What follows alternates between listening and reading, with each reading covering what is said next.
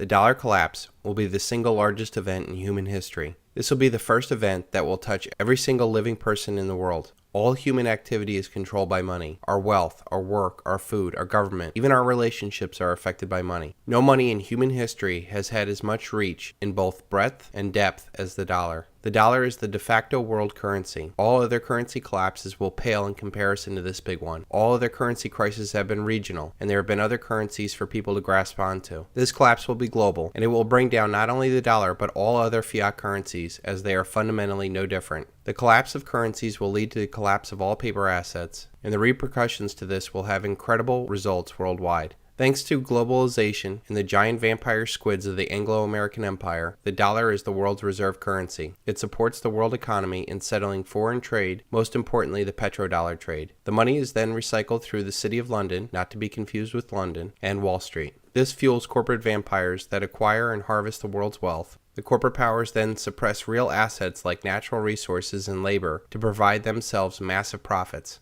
This fascist, statist, collectivist model provides the money into the economy to fund an ever-increasing federal government. The government then grows larger and larger, enriching its minions with jobs to control their fellow citizens. Finally, to come full circle, the government then controls other nations through its military-industrial complex. This cycle will be cut when the mathematically inevitable collapse of the dollar happens. In order for our debt-based money to function, we must increase debt every year in excess of the debt and interest accrued the year before, or we will enter a deflationary death spiral. When debt is created, money is created. When debt is paid off, money is destroyed. There is never enough to pay off the debt because there would not be $1 in existence. We are at a point where we will either default on the debt or create more money in debt to keep this cycle going. The problem is, if you understand anything about compounding interest, we are reaching a hockey stick moment where the more debt that is incurred, the less effective it is, and this leads us to hyperinflation. There are only two actors needed for this hyperinflation: the lender of last resort, the Federal Reserve, and the spender of last resort, the government. These two can and will blow up the entire system. I believe that they will wait until the next crisis and the whiff of a deflationary depression before they fire up the printing presses. That crisis is coming very soon, as we can only kick the can down the road so long. Money and emergency measures will be worn out. The fact that none of the underlying problems that caused the 2008 crisis have been resolved. The only thing different from the 2008 crisis is that instead of corporate problems, we now have national problems. In this movie, Greece will play the role of Lehman Brothers, and the United States will play the role of AIG. The problem is there is nowhere to kick the can down the road, and there is no world government to absorb the debt yet. This leads me to the top 5 places not to be when the dollar collapses. Number 1 on this list, I believe, is Israel. This Anglo-American beachhead into the Middle East was first conceived by the most powerful family in the world, the Rothschilds, in 1917. The Balfour Declaration said that there would be a Zionist Israel years before World War II and the eventual establishment of Israel. Israel has not been a good neighbor and has always had the biggest bullies on the block at its back. When the dollar collapses, the United States will have much more on its plate, both domestically and internationally, to worry about this non-strategic piece of land. This will leave Israel very weak at a time when tensions will be high. This very thin strip of desert land will not be able to stand the economic reality of importing its food and fuel, or the political reality of being surrounded by nations that don't care for it. Second on this list, I feel, is Southern California. The land of fruit and nuts turns into battlefield Los Angeles. 20 million people packed into an area that has no food and water is not good, to say the least. Throw on top of it huge wealth disparities and the proximity to a narco state, and this does not bode well. We have seen the riots for Rodney King, but what will happen when the dollar is destroyed and food and fuel stop coming into this area?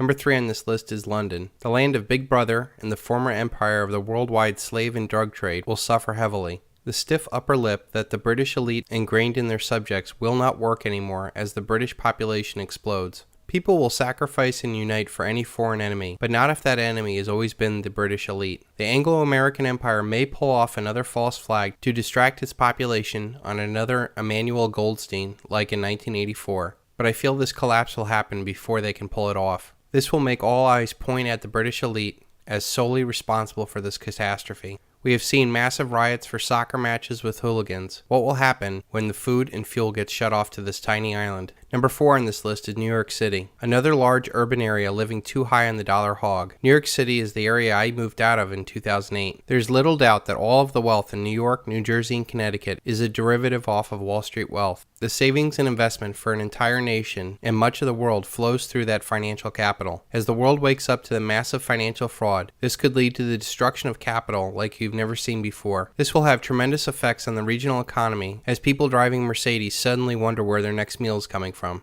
The fifth and final place not to be when the dollar collapses is your local metropolitan area. Urban areas in general are a very bad place to be during currency collapses. Too many people packed into tight areas, totally unprepared and dependent upon a dollar paradigm is the last place you want to be when the dollar collapses. You can ignore reality, but you cannot ignore the consequences of ignoring reality. Ayn Rand.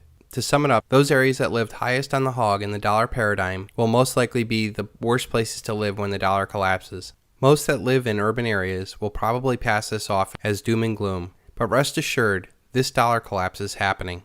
It is a mathematical inevitability. We will not be as fortunate as to muddle through this collapse like we did in 2008 when it was a corporate problem. This time around it is a national or a global problem. The global Ponzi scheme has run out of gas as demographics decline, as abundant cheap oil declines, as our global power declines. This comes at a time when we reach our exponential or collapse phase of our money. The irresistible force paradox says, what happens when an unstoppable force meets an immovable object? We are about to find out when infinite money hits a very finite world.